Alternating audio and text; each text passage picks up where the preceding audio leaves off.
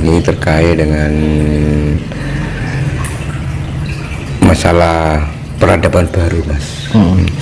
Apakah perubahan zaman ke peradaban baru bisa terjadi tanpa campur tangan manusia? Karena pada umumnya kita itu malu untuk memulai melestarikan adat dan budaya karena merasa minoritas. Nah itu nanti kan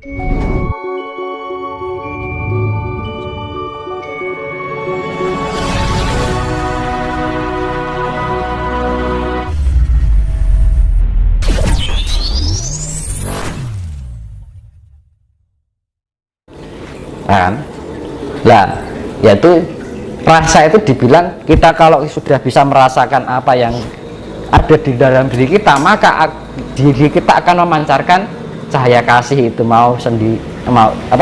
cahaya kasih itu sendiri. Artinya aku ya sini, makanya di salam rahayu kan gitu. Kalau di Bali atau Hindi ya Om Swastiastu kan gitu, sama aja artinya. Kan pada yang ngerti ini rahayu tapi pada nggak tahu artinya kan itu.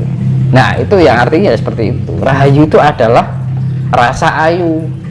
Dengan rasa yang kita miliki kita bisa merasakan rasa itu tadi, yang diartikan kita bisa include dengan sifat-sifat Tuhan, maka akan terciptanya hayu, pancaran yang indah. Karena enak atau kalau ada suatu pancaran yang indah, berarti kita sudah mewujudkan sifat Tuhan, ya kan? Makanya ketika kita tersenyum, kita bisa memancarkan kedamaian, ketentraman, sifat yang menyejukkan. Itu adalah gambaran dari wujud Tuhan. Kita sudah mewujudkan Tuhan di dalam perilaku kita, ucapan kita, rasa kita, pikiran kita, kan teman-teman. Nah itu sebenarnya orang yang sudah nyawiji dengan Tuhan seperti itu. Itu konsep ya, yang artinya sudah manunggal karo Gusti, manunggaling kaumpo lan Gusti, sifat yang Tuhan yang include di dalam diri kita. Karena kita merasakan keberadaan Tuhan itu sendiri. Ketika kita bisa merasakan keberadaan Tuhan, maka mulut kita harus tetap bersandarkan kasih, pikiran kita berlandaskan kasih, ras kita merasakan juga berlandaskan kasih, perilaku kita juga berlandaskan kasih. Maka dengan kasih itu bagian dari perwujudan Tuhan melalui perantaraan ucapan kita, pikiran kita, rasa kita, perilaku kita. Kan gitu, selesai Pak. Makanya saya bilang satu kitab itu ayat 1 kasih, ayat 2 kasih, ayat 3 kasih, sampai 1000 ayat kasih, selesai. Kalau kita beraneka ragam ini itu, harus melarang ini itu, kalau nggak tercapai masih bisa menyalahkan orang aja, berarti kasihnya di mana kan gitu. Nggak ada orang yang tidak ada kebenaran selama kita masih bisa menyalahkan kan gitu. Tidak ada kebenaran, tidak ada yang ditinggikan selama kita masih merendahkan, ya kan. Kalau menyalahkan orang kan secara nggak langsung kita merendahkan orang, kan gitu. Nah kecuali kita menasihati, beda lagi. Ngalahke kalau nasihati beda loh, ya kan. Memberi masukan atau sharing beda lagi. Kalau nyalahke kan sifatnya menjat, dan sedangkan kita tidak lepas, kita sendiri kadang-kadang tidak lepas dari sebuah kesalahan, kan gitu. Lanjut Mas ke pertanyaan selanjutnya. Dari Mas Yono D. Nitip pertanyaan buat Mas Tinus. Penjabaran Bapak Adam dan Ibu Hawa, karena tiap narasumber beda-beda penjabarannya. Ya itu saya pernah dulu bilang itu ada bahwa itu ya proton dan neutron, elektron itu sifat negatif yang namanya suhu. Lah proton itu yang namanya sifat dari inti atom di dalam nukleus itu, proton terdapat neutron. Neutron itu ya mani gitu Mas. Jadi, makanya di dalam kehidupan ini akan tercipta karena ada unsur plus dan minus. Sebenarnya Adam itu kalau saya bilang kalau Adam berwujud manusia, enggak. Manusia pertama ya manusia purba itu karena mengalami proses revolusi, pembaikan. Dulu itu pertama dari hewan air, terus hewan darat, ada kehidupan setengah manusia setengah hewan, ya kan. Terus sekarang ada penyempurnaan. Dulu kan manusia setengah hewan lebih dominan hewannya daripada manusianya. Terus ada revolusi lagi, lebih condong manusia daripada hewannya. Manusia purba itu. Terus revolusi sampai ada penyempurnaan sampai sekarang. Makanya orang dahulu sampai sekarang ganteng-ganteng sekarang gitu kan. Karena ada revolusi kan terjadi itu berjuta-juta tahun, Mas, revolusi itu.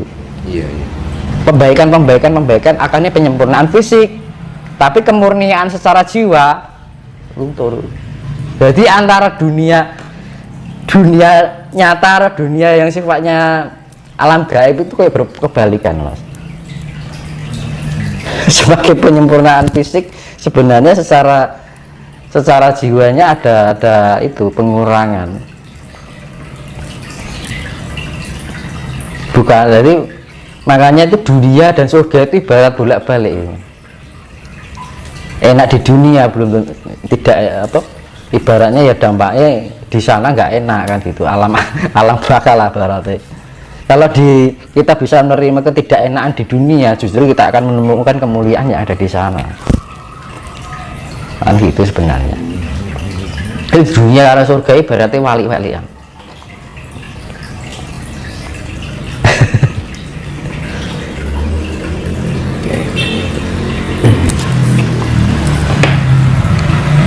Lanjut Mas ya, pertanyaan lagi Mas Dinus.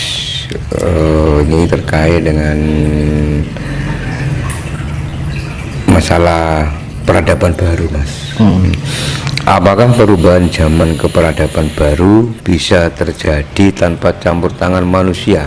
Karena pada umumnya kita itu malu untuk memulai melestarikan adat dan budaya karena merasa minoritas. Nah itu nanti kan saling alam ini kan alam, saya bilang tadi alam leluhur itu membantu. Proses kinerja alam ini kan menuju suatu kemurnian. Nah kita saling melengkapi. Makanya ketika kita ada ini, kita harus menself-frekuensikan antara diri kita, leluhur dengan alam, saling melengkapi. Akhirnya timbul sebuah kekuatan nanti. Dan nanti yang tidak bisa menyatu atau tidak menselaraskan dengan alam, ya wes, tidak dilayakkan di peradaban baru. Makanya kan sudah diiling-iling dengan sedini mungkin, ayolah bangkitkan potensi ada di dalam diri kita untuk bisa lebih mengenal jati diri kita.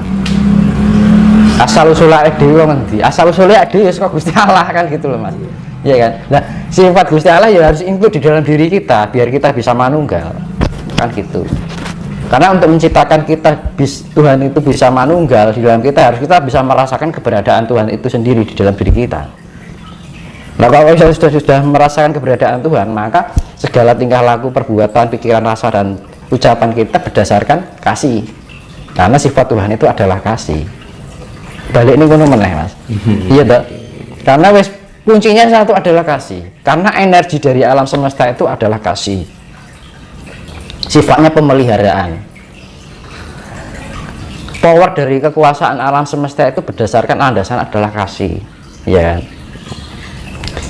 Cahaya dari ilahi itu sendiri adalah cahaya kasih. Wujud dari Tuhan itu ya kasih itu sendiri, cahaya kasih itu sendiri. Tapi kehancuran itu manakala dunia ini terjadi krisis kasih. Ya, kan kita kan sudah terjadi krisis kasih, Mas. Iya, tak? Tidak segan untuk merugikan orang lain, mencari keuntungan diri pribadi. Yaitu karena pengaruh imperialisme, hedonisme, kapitalisme, konsumerisme, hedonisme, ya kan? Ya karena akhirnya kembali itu. Makanya dulu saya pernah bilang yang menjadi titik kehancuran dunia itu akibat imperialisme. Jadi dari suatu kekuasaan negara untuk mengambil kekuasaan dari yang lain untuk dimanfaatkan. Terus kapitalisme membebaskan suatu orang untuk mencari keuntungan yang sebanyak-banyaknya. Kapitalisme, hedonisme apa untuk mencari hal sifatnya kematerian agar tidak mengalami kehidupan yang menyakitkan hati. Kalau kita tidak punya apa-apa, akhirnya kita nggak bisa apa-apa, nggak bisa beli ini, nggak bisa beli itu, akhirnya direndahkan orang. Akhirnya tercipta individualisme. egois, nggak mau, hanya mencari untung diri sendiri. Lah kasihnya dari sifat individualisme berarti sudah kehilangan kasih kan gitu kan. Nah kan, terus konsumerisme akhirnya apa? Orang dengan meningkatkan taraf hidup itu dengan memiliki mobil mewah, kita bisa melakukan pembelian ini pembelian itu karena pengaruh dampak itu tadi. Ya pengaruh, makanya kan dulu saya pernah bilang kehancuran dunia itu ya dari imperialisme, kapitalisme, hedonisme, konsumerisme, ya kan, individualisme. Ya sudah, itu bukan dari budaya kita dan negara kita sudah ketergantungan dengan itu. Nah ya kan, ya akhirnya itu. Nah, jalan satu-satunya adalah kembali pada kemurnian. Ya akhirnya apa ya, dampaknya kita akan merasa asing dari diantara itu. Ya nggak masalah gitu kan. Lah kan kayak Pandawa, di Hastina aja merasa asing. Betul. Iya kan, Kurawa yang menduduki Hastina kan sudah digambarkan di pewayangan. Pandawa seharusnya memiliki yang berhak memiliki kerajaan tahta Hastinapura, itu merasa asing di tempatnya sendiri. Yang menguasai adalah para Kurawa. Tapi pada akhirnya setelah Bharatayuddha berjalan, Pandawa yang menduduki, Kurawa habis. Awalnya dienak, dimanis-maniskan, habis manis, sepah dibuang. Itu wayang itu sudah menggambarkan itu, dan itu akan terjadi ini. Manakala kita mempunyai jiwa-jiwa seperti Pandawa, nanti akan dimuliakan. Diinjak-injak nggak masalah, ditindas nggak masalah, dianggap edan ora apa-apa kan. Zaman sekarang kan gini, orang yang waras dianggap gila. Betul. Yang gila merasa benar, merasa waras. Bolak-balik zamannya diberi yang seperti itu. Ya ulangi lagi, zaman sekarang itu yang waras dianggap gila, yang gila mengaku dirinya waras. Itu sing dibilang awal-awal zamannya seperti itu. Dan ini sudah merajalela. Itu. Lanjut Mas. Iya.